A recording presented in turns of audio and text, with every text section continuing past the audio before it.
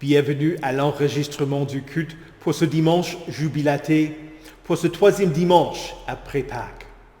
Nous commençons avec l'introïte du jour. Poussez vers Dieu des cris de joie.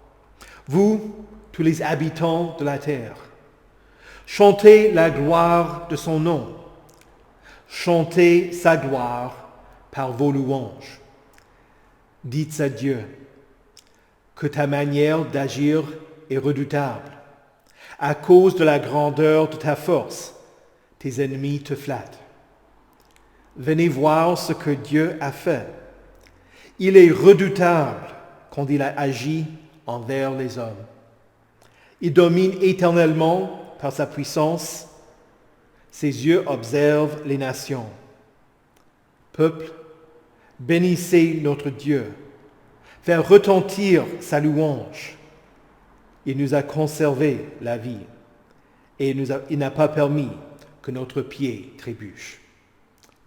Au nom du Père et du Fils et du Saint-Esprit. Amen. Confessons nos péchés. Dieu Tout-Puissant, Père miséricordieux, je confesse devant toi, moi, pauvre et misérable pécheur, toutes mes iniquités et mes péchés par lesquels je t'ai offensé et mérité ta juste colère et ton châtiment, dans le temps et dans l'éternité. Je m'en repens de tout mon cœur. Je regrette sincèrement de les avoir commis, et je te supplie, par ta grâce infinie, et par les souffrances amères et la mort innocente de ton Fils bien-aimé, Jésus-Christ, mon Seigneur, de m'accorder ta grâce et ta miséricorde. Amen. Dans sa miséricorde, le Dieu Tout-Puissant a livré son Fils unique à la mort pour vous. En son nom, il vous pardonne toutes vos fautes. À ceux qui croient en Jésus-Christ, il donne le droit de devenir enfants de Dieu et leur donne son Saint-Esprit. Que Dieu, qui a commencé cette bonne œuvre parmi nous, la poursuivre jusqu'à son terme, jusqu'au jour de notre Seigneur Jésus-Christ. Allez en paix. Amen. Écoutez avec respect et recueillement les lectures pour ce dimanche jubilaté, tout d'abord dans les Actes des Apôtres au chapitre 2, les versets 22 à 32. Israélites, écoutez ces paroles. Dieu vous a désigné Jésus de Nazareth en accomplissant par lui, au milieu de vous, des miracles, des prodiges et des signes, comme vous le savez vous-même. Cet homme vous a été livré suivant le projet défini et la prescience de Dieu. Vous l'avez arrêté, vous l'avez fait mourir sur une croix par l'intermédiaire d'hommes impies. Mais Dieu a brisé les liens de la mort, il l'a ressuscité parce qu'il n'était pas possible qu'elle le retienne. En effet, David dit à propos de lui, « Je voyais constamment le Seigneur devant moi, parce qu'il est à ma droite afin que je ne sois pas ébranlé. C'est pourquoi mon cœur est dans la joie et ma langue dans l'allégresse. Même mon corps reposera avec espérance, car tu n'abandonneras pas mon âme au séjour des morts, tu ne permettras pas que ton sein connaisse la décomposition. Tu m'as fait connaître les sentiers de la vie, tu me rempliras de joie par ta présence.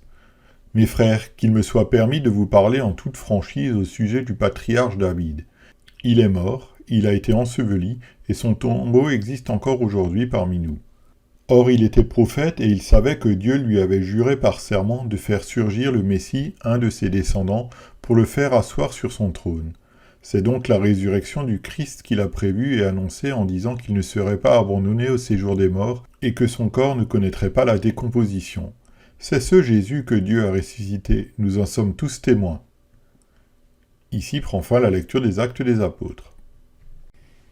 Écoutez également la première épître de Pierre au chapitre 1, les versets 17 à 21. Et si c'est comme à un père que vous faites appel à celui qui juge chacun conformément à sa manière d'agir, sans faire de favoritisme, conduisez-vous avec une crainte respectueuse pendant le temps de votre séjour sur la terre. Vous le savez en effet, ce n'est pas par des choses corruptibles comme l'argent ou l'or que vous avez été rachetés de la manière de vivre dépourvue de sens que vous avez transmise vos ancêtres, mais par le sang précieux de Christ qui s'est sacrifié comme un agneau sans défaut et sans tache. Prédestiné avant la création du monde, il a été révélé dans les derniers temps à cause de vous.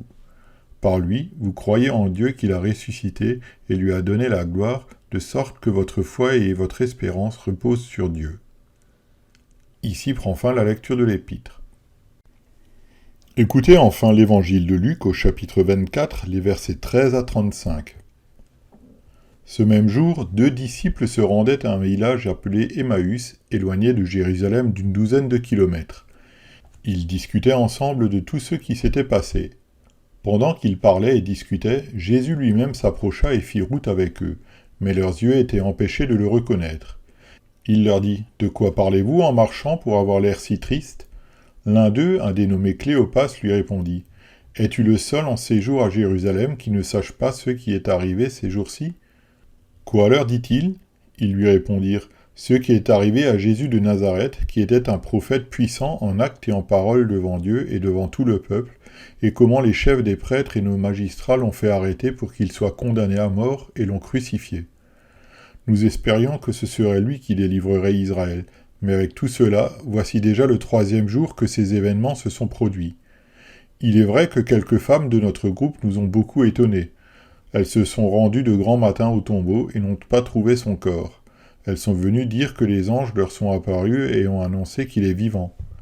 Quelques-uns des nôtres sont allés au tombeau et ils ont trouvé les choses comme les femmes l'avaient dit, mais lui, ils ne l'ont pas vu. Alors Jésus leur dit « Hommes sans intelligence, dont le cœur est lent à croire tous ceux qu'ont dit les prophètes, ne fallait-il pas que le Messie souffre ces choses et qu'il entre dans sa gloire ?» Puis en commençant par les écrits de Moïse et continuant par ceux de tous les prophètes, il leur expliqua dans toutes les Écritures ce qui le concernait. Lorsqu'ils furent près du village où ils allaient, il parut vouloir aller plus loin, mais ils le retinrent avec insistance en disant « Reste avec nous car le soir approche, le jour est déjà sur son déclin. » Alors il entra pour rester avec eux. Pendant qu'il était à table avec eux, il prit le pain et, après avoir prononcé la prière de bénédiction, il le rompit et le leur donna. Alors leurs yeux s'ouvrirent et ils le reconnurent, mais il disparut de devant eux. Ils se dirent l'un à l'autre « Notre cœur ne brûlait-il pas en nous lorsqu'il nous parlait en chemin et nous expliquait les Écritures ?» Ils se levèrent à ce moment même et retournèrent à Jérusalem, où ils trouvèrent les 11 et les autres qui étaient rassemblés et qui leur dirent « Le Seigneur est réellement ressuscité et il est apparu à Simon. » Alors les 2 disciples racontèrent ce qui leur était arrivé en chemin et comment ils l'avaient reconnu au moment où ils rompaient le pain. Ici prend fin la lecture de l'Évangile. Heureux ceux qui écoutent la parole de Dieu et qui la gardent. Confessons notre foi. Je crois en Dieu, le Père Tout-Puissant, Créateur du ciel et de la terre. Je crois en Jésus-Christ, son Fils unique, notre Seigneur, qui a été conçu du Saint-Esprit et qui est né de la Vierge Marie. Il a souffert sous Ponce Pilate, il a été crucifié, il est mort, il a été enseveli, il est descendu aux enfers. Le 3e jour, il est ressuscité des morts, il est monté au ciel, il siège à la droite de Dieu, le Père Tout-Puissant, et il viendra de là pour juger les vivants et les morts. Je crois au Saint-Esprit, la Sainte Église universelle, la communion des saints, la rémission des péchés, la résurrection de la chair et la vie éternelle. Amen.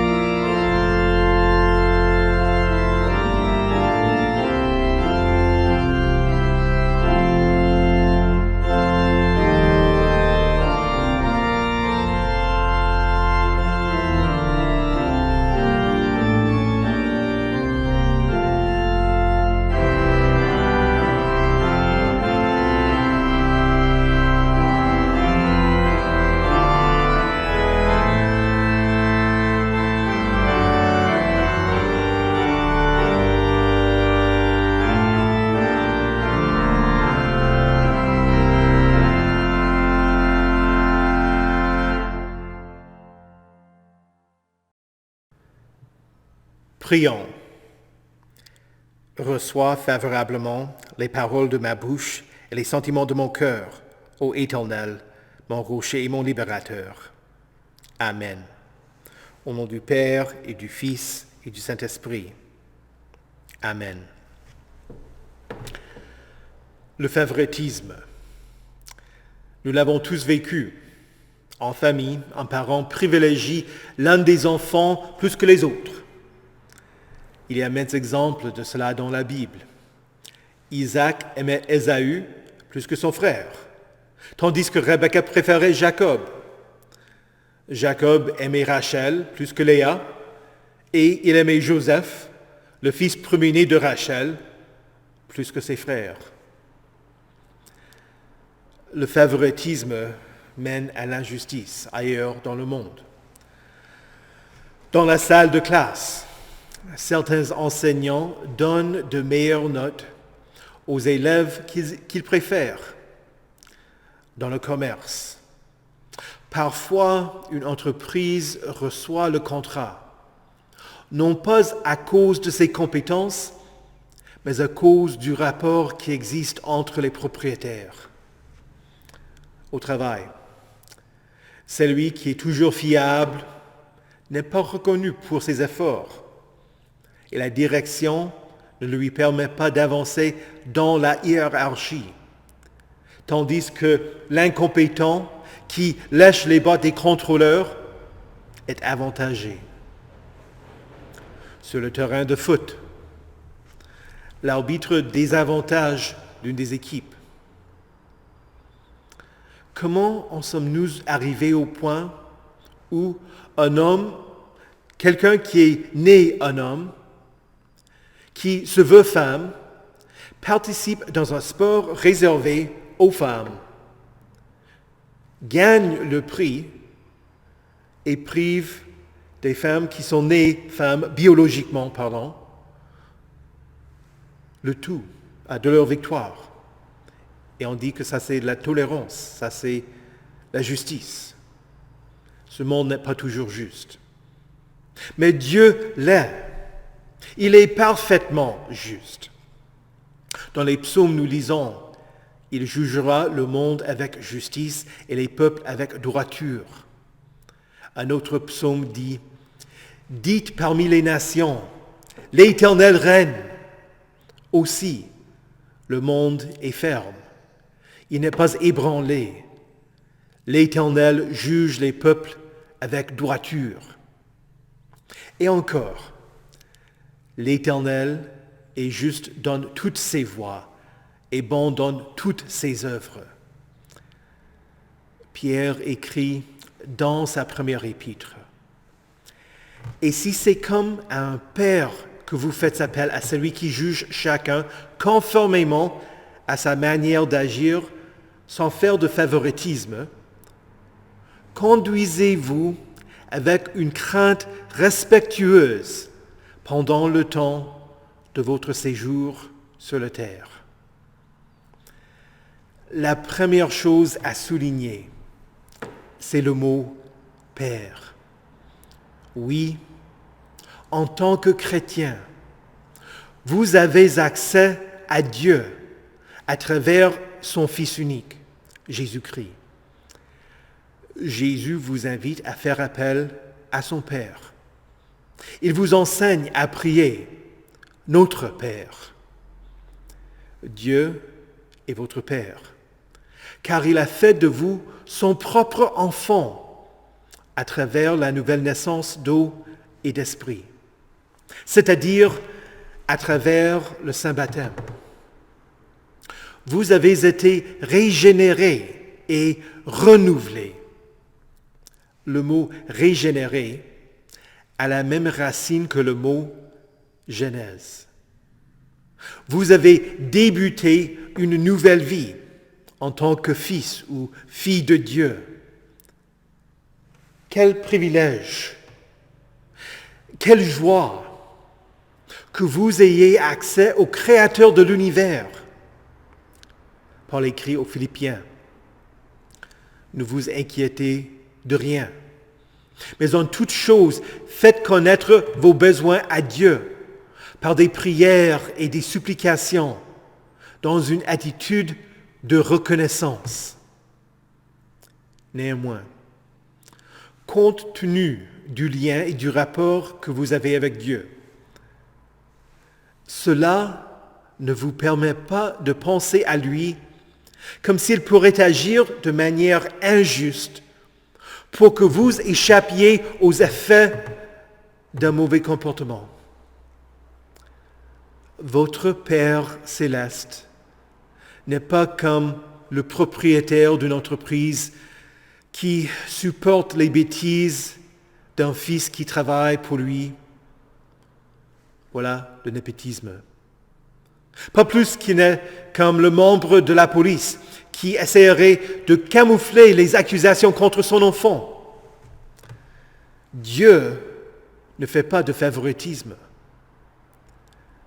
Le premier encouragement est donc de faire attention à votre manière de vivre, sachant que le juste juge n'hésitera pas à punir le péché de l'un de ses enfants. Cela dit, sachez aussi que quand il le fait, ce n'est pas par mépris, mais à cause de son grand amour. L'auteur de la lettre aux Hébreux cite Proverbes chapitre 3, les versets 11 et 12. « Mon fils, ne méprise pas la correction du Seigneur et ne perds pas courage lorsqu'il te reprend. En effet, le Seigneur corrige celui qu'il aime et il punit tous ceux qu'il reconnaît comme ses fils. » L'auteur de la lettre aux Hébreux continue donc. Supportez la correction. C'est comme des fils que Dieu vous traite.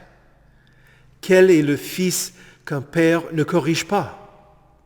Nos pères nous corrigeaient pour un peu de temps, comme ils le trouvaient bon, tandis que Dieu le fait pour notre bien, afin que nous participions à sa sainteté.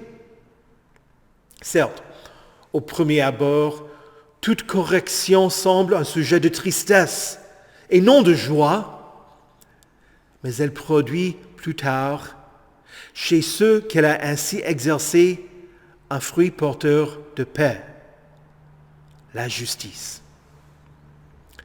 Dieu vous appelle à la sainteté. C'est pourquoi Pierre écrit: conduisez-vous avec une crainte respectueuse pendant le temps de votre séjour sur la terre. En introduisant le mot séjour, il vous rappelle que vous êtes étrangers ici sur terre. Votre droit de cité est dans le ciel. Chaque jour, n'oubliez pas que vous êtes sur terre pour un temps limité. Agissez conformément à ça. Les Israélites vivaient comme des étrangers pendant de longues années. D'abord Abraham, en quittant sa patrie. Ensuite, les descendants de Jacob, lorsqu'ils étaient en Égypte pendant 400 ans. Et finalement, les Israélites pendant le pèlerinage, avant que l'Éternel les fasse entrer en terre promise. Comme eux, vous avez la promesse de la nouvelle vie dans la nouvelle création. Jésus a dit: il y a beaucoup de demeures dans la maison de mon Père. Si ce n'était pas le cas, je vous l'aurais dit. Je vais vous préparer une place. Et puisque je vais vous préparer une place, je reviendrai et je vous prendrai avec moi, afin que là où je suis, vous y soyez aussi. Vous n'y êtes pas encore, mais vous vivez dans la promesse d'une meilleure patrie que celles que vous avez connues sur terre. Dieu vous a racheté. Vous savez bien avec quoi il vous a racheté. Ce n'est pas par des choses corruptibles comme l'argent ou l'or que vous avez été rachetés, mais par le sang précieux de Christ, qui s'est sacrifié comme un agneau, sans défaut et sans tache. Quelle belle image! D'habitude, les gens pensent que l'argent ou l'or n'est pas périssable, que de telles choses conservent leur valeur et durent. Mais du point de vue de Dieu, quand vient le jour du jugement, les choses de ce monde vont s'embraser et vous habiterez le nouveau ciel et la nouvelle terre. Normalement, le sang pourrit, mais le sang de Jésus préserve ce qui est corruptible. Le sang de Christ vous purifie et vous préserve.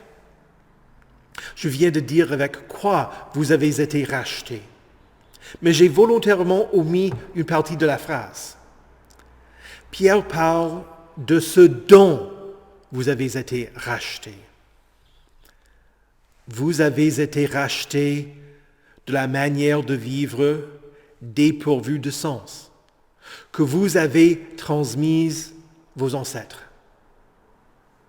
Tous, dès le sein de leur mère, sont remplis de désirs et de mauvais penchants. Et par nature, ils ne peuvent ni vraiment craindre Dieu, ni avoir vraiment foi en lui. De même aussi, cette corruption innée, ce péché originel, est véritablement un péché. Si l'héritage que vous avez reçu de vos parents terrestres est le péché et la mort, quel est l'héritage que vous avez reçu et que vous continuerez de recevoir de votre Père céleste? C'est la nouvelle vie. Jésus vous appelle à renoncer à toute injustice, à vivre comme des saints qu'il fait de vous. Méditez la phrase, la manière de vivre dépourvue de sens. Avez-vous regardé autour de vous et secoué la tête, vous demandant ce que quelqu'un pensait quand il a agi d'une telle manière qui ne correspond pas à ses croyances? Qu'est-ce qu'on penserait d'un végétarien qui mange des hamburgers ou l'écolo qui jette des déchets partout et qui ne recycle pas? On dirait, ça n'a pas de sens. Chers chrétiens, ce problème n'est pas seulement celui du monde, mais il est aussi parmi nous, quand notre comportement s'oppose à nos croyances. Ça n'a pas de sens. S'identifier comme étant un chrétien, mais d'adopter des pratiques d'une autre religion. Ce n'est pas cohérent que la même langue maudisse Dieu et chante ses louanges. Comment peut-on dire qu'il faut se souvenir du jour du repos pour le sanctifier sans se rendre à l'Église? Là où Dieu pardonne, sanctifie, enseigne sa parole et nourrit son peuple avec le corps et le sang de Christ. Comment peut-on dire « J'aime mes parents, mes enfants, mon époux, mes voisins » et continuer à les blesser et à leur faire du mal exprès? Comment pouvons-nous dire que la vie est précieuse et un don de Dieu qui devraient être protégées et soutenues, et puis dédaigner celles des faibles, des malades et des handicapés. C'est illogique. Jésus vous a racheté de la manière de vivre dépourvue de sens. Il vous apprend comment vivre pour que votre conduite soit le reflet de la nouvelle vie qu'il vous a donnée. Jésus vous sert d'exemple. Sa vie était le reflet parfait de la volonté de Dieu. Pierre écrit au chapitre 2 de sa première épître. Lui qui insultait ne rendait pas l'insulte. Maltraité ne faisait pas de menaces, mais s'en remettait à celui qui juge justement. Lui qui a lui-même porté nos péchés dans son corps à la croix, afin que, libérés du péché, nous vivions pour la justice. Mais Jésus est beaucoup plus qu'un exemple. Il est la source de votre rachat. Pierre écrit, prédestiné avant la création du monde, il a été révélé dans les derniers temps à cause de vous. Jésus, le Verbe, celui à travers qui le monde a été créé, avait été prédestiné comme la source de votre rachat. Sa venue a inauguré les derniers temps. Depuis le premier vendredi saint, la dette a été remboursée et Christ a dit d'une voix forte, Tetelestai, qui veut dire tout est accompli, tout a été payé. Dès le matin de la résurrection, votre foi et votre espérance reposent sur Dieu, qui a vaincu la mort. À partir de l'ascension de Christ, vous vivez dans l'espoir en levant vos têtes, parce que votre délivrance approche. Et quand il reviendra dans sa gloire, vous vous trouverez devant le juste juge. Vos œuvres seront jugées, car il nous faut tous comparaître devant le tribunal de Christ, afin que chacun reçoive selon le bien ou le mal qu'il aura fait, étant dans son corps. Mais votre espérance n'est pas dans vos œuvres. Vous êtes comme le peuple d'Israël, avant qu'il traverse le Jourdain et prenne possession de son héritage, de la terre promise. Voyez devant vous ce qui vous a été promis, le paradis de Dieu.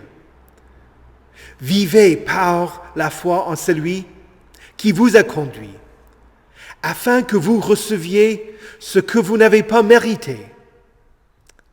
Par Christ, vous croyez en Dieu, qui l'a ressuscité, et lui a donné la gloire, de sorte que votre foi et votre espérance reposent, non pas sur vous ou sur vos œuvres, mais sur Dieu. Vous avez été rachetés par Jésus-Christ, le ressuscité. Christ est ressuscité, il est vraiment ressuscité. Alléluia. Amen. Que la paix de Dieu, qui surpasse toute intelligence, garde vos cœurs et vos esprits en Jésus-Christ pour la vie éternelle. Amen. Prions. Père céleste, nous faisons appel à toi parce que tu nous invites à t'invoquer, parce qu'il nous faut ton aide et ta délivrance. Ne nous permets pas de devenir indifférents envers tes dons et ta parole, mais de nous en tenir fermement à tes promesses. Nous te louons et te glorifions de ce que tu n'as pas fait de favoritisme, mais que tu as envoyé ton Fils bien-aimé pour nous racheter au prix de son sang. Protège-nous de l'orgueil ou la croyance que nous sommes meilleurs que d'autres, car tous sont péchés. Ils sont privés de la gloire de Dieu et ils sont gratuitement déclarés justes par sa grâce, par le moyen de la libération qui se trouve en Jésus-Christ. Conduis-nous au cours de cette vie pour que nous évitions les péchés et pardonne-nous nos fautes pour que nous recevions l'héritage qui ne périra jamais. Seigneur, tu jugeras nos œuvres au dernier jour. Nous te prions de bénir le travail de tes saints au cours de leur vie. Protège les travailleurs qui ont de mauvaises conditions de travail, en particulier là où il y a un manque de respect pour la vie. Bénis l'industrie pour que ceux qui sont à la recherche d'un emploi puissent en trouver un, qui leur permettra d'utiliser leurs compétences pour le bien-être de tous et pour gagner leur propre vie. Dieu de grâce, Jésus est apparu à ses disciples qui étaient en route vers Emmaüs. Il ouvrit les Saintes Écritures pour eux. Bénis l'étude de ta parole et conduis son enseignement, afin que ceux qui l'enseignent révèlent que Jésus est le Messie promis. Donne-nous une confiance vive dans la résurrection, pour que nous disions aux autres la bonne nouvelle que Jésus vit et qu'il a vaincu la mort. Dieu des nations, nous te rendons grâce pour la paix que nous vivons aujourd'hui dans notre pays. Aide-nous à être reconnaissants envers ceux qui ont lutté sur le champ de bataille, pour que nous puissions vivre en paix.